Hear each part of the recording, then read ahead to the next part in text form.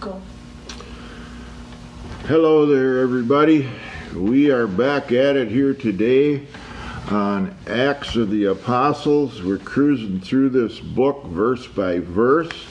It's getting more exciting each day as we go along. I am so glad you have joined us for this study. I believe it's going to be a great benefit to your walk with the Lord. And we are in chapter 10.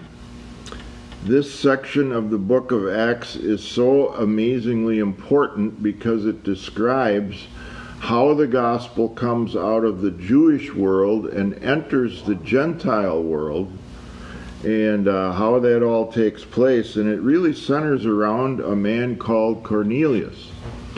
And last time we looked into the first 16 verses of chapter 10, and that's where we meet Cornelius. In verse 1 it says, "In Caesarea there was a man named Cornelius, a centurion of the Italian cohort," as it was called. And then we went on to describe him, and we covered that last time.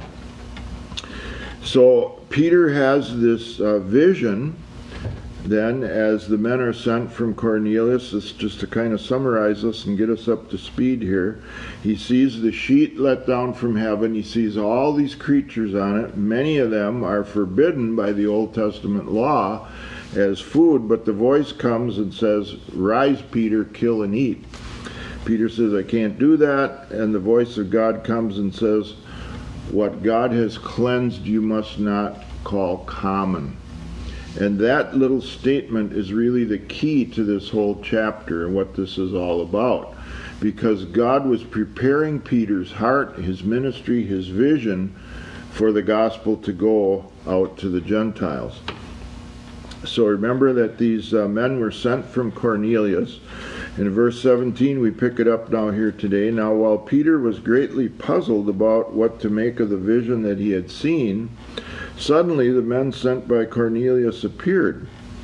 They were asking for Simon's house and were standing by the gate.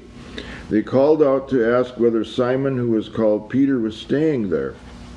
While Peter was still thinking about the vision, the Spirit said to him, 'Look, 3 men are searching for you. Now get up, go down, and go with them without hesitation, for I have sent them.' So Peter went down to the men and said, 'I am the one you are looking for. What is the reason for your coming?'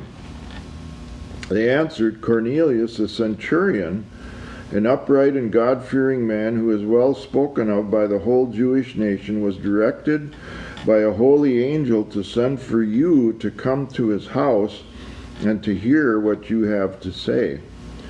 So Peter invited them in and gave them lodging. The next day he got up and went with them, and some of the believers from Joppa accompanied them."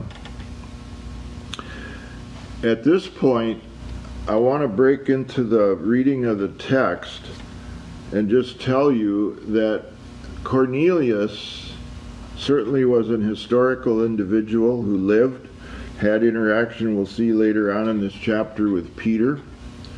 But there is a principle and a truth behind Cornelius's life that I want to key in on here today for a few minutes.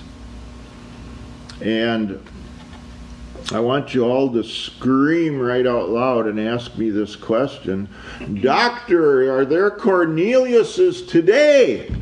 Doctor, are there Corneliuses today? Yes, there are. And then I want you to scream out one more question here today, please. "Doctor, have you ever met a Cornelius?" Doctor, have you ever met a Cornelius? Yes, I have, on several occasions. And I want to remind you that Cornelius really was a kind of a bridge figure here between this apostolic message that Peter and John and the others were carrying, and up to this point it had all been toward the Jews and the Samaritans. They were half Jews in chapter 8, but as far as Gentiles, that hadn't happened yet. And I want to just tell you a story of what happened to me in a village in India called Nandikatkur several years ago. We arrived there to do a healing festival of 5 nights. We were excited. We just believed God was going to do some very powerful things. But a little of the backstory for us to get there started, this was March of this year, of the year that I'm talking about. But December of the previous year, we had been staying in Nandikatkur while we were traveling to another place to do a festival. And there was a man in the city there named Mr. Reddy. He was the Cornelius of Nandikatkur. Now hear me out. I believe there's something for you to hear here today. And this man heard what we were doing. He was not a Christian yet. He was a Hindu man. We found out later that he actually was secretly traveling to another town 30 miles away to meet with believers. And he actually was a fairly highly placed businessman in the city there. He was the manager of the hotel and had a position of respect among the people there in the village. So he requested a private meeting with myself and our crusade director at that time, Pastor Stephen. And I said, okay, let's do it. Let's see what this man wants to say. So the 3 of us went into a hotel room privately, just the 3 of us. And Stephen translated. And this man, because I'm trying to be Mr. Cautious here. I don't know this guy. He's not a believer. I'm in a foreign land with all kinds of possible things going on. I want to do what's right.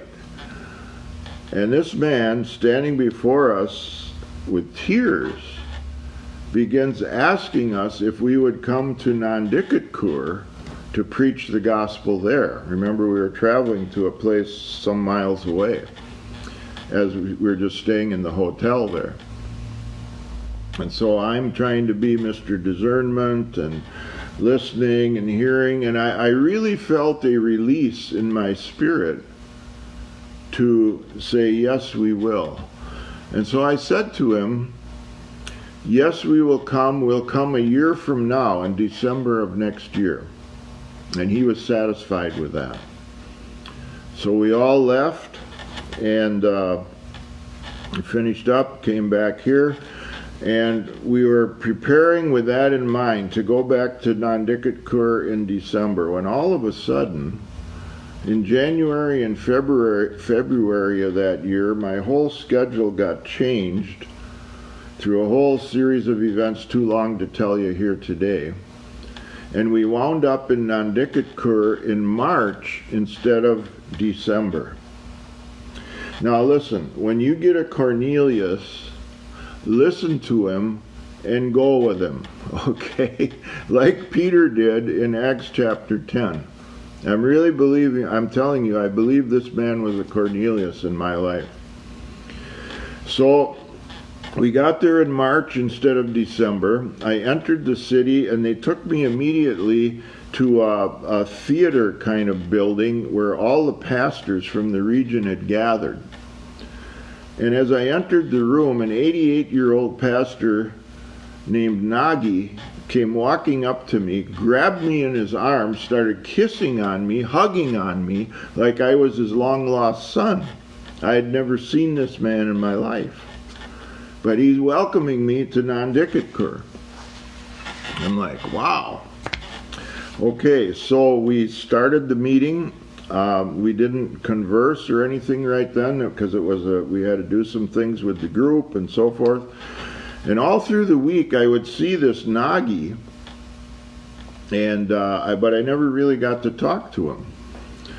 So on Saturday they told me, you're going to Nagi's church to preach tomorrow on Sunday. And I said, oh good, I'm going to get some answers to why he acted that way. So I went there, we had a wonderful service Sunday morning, and we sat down to a meal to eat, and I was seated right next to Nagi. Now this Nagi was a spiritual man of God that was respected by everybody in the region. Hindus, Muslims, Christians, it didn't matter. Everybody loved Nagi and respected him.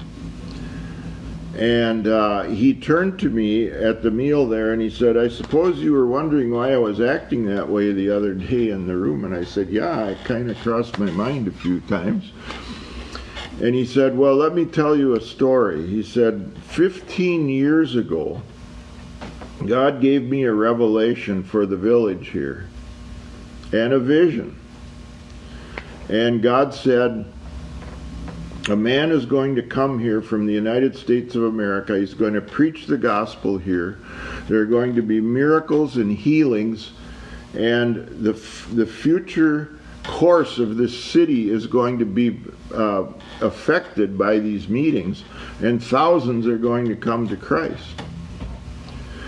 He had a vision with that as well.